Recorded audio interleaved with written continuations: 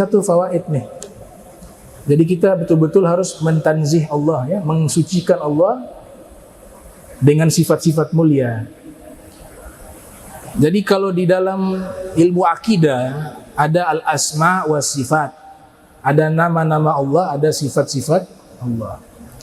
Jadi kalau di dalam penjelasan uraian para ulama sudah menjelaskan sifat-sifatnya Allah, nama-namanya Allah, jangan kita tambahkan lagi sifat-sifat yang tidak ada. Jangan kita tambahkan sifat-sifat yang tidak ada. Saya tidak berbicara secara spesifik sifat 20, tidak. Sifat Allah itu banyak, 20 itu namanya sifat wajib. Artinya pasti Allah memiliki 20 sifat ini. Kita jangan tambahkan sifat-sifat yang Allah tidak miliki, karena pasti itu akan merendahkan Allah. Contoh, apakah Tuhan sudah bosan? Itu kan di dalam lirik sebuah lagu. Sifat bosan itu tidak dimiliki oleh Allah.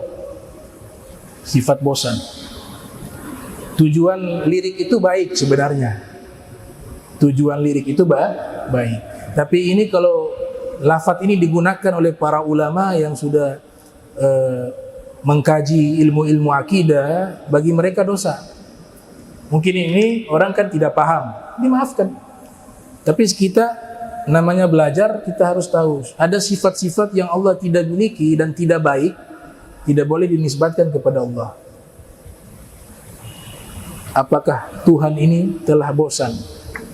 Kata bosan itu bukan sifatnya Tuhan.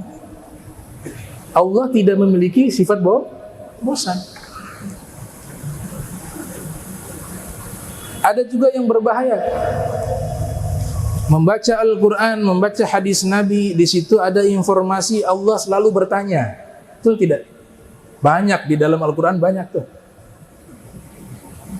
Wahai Musa, wa ma tilka biyaminika ya Musa. Wa ma tilka biyaminika ya Musa. Itu kan Allah bertanya tuh.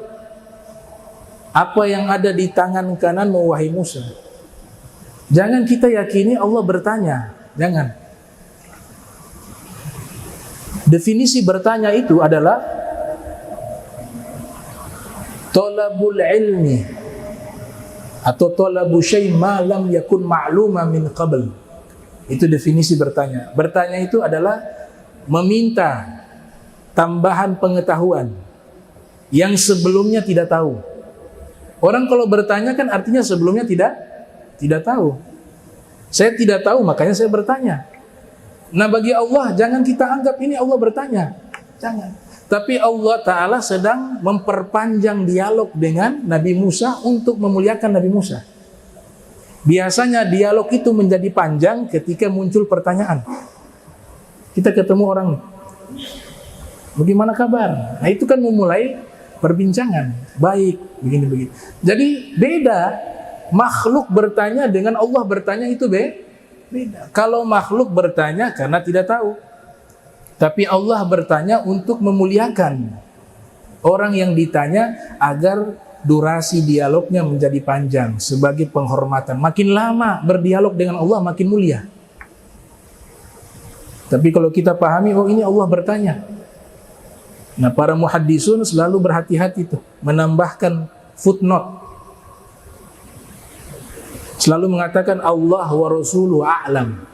Ketika Allah bertanya, para nabi di keterangan para muhaddisun mereka menambahkan selalu para nabi mengatakan Allah wa rasuluhu a'lam. Itu kalimat yang keluar dari lisannya Nabi Muhammad.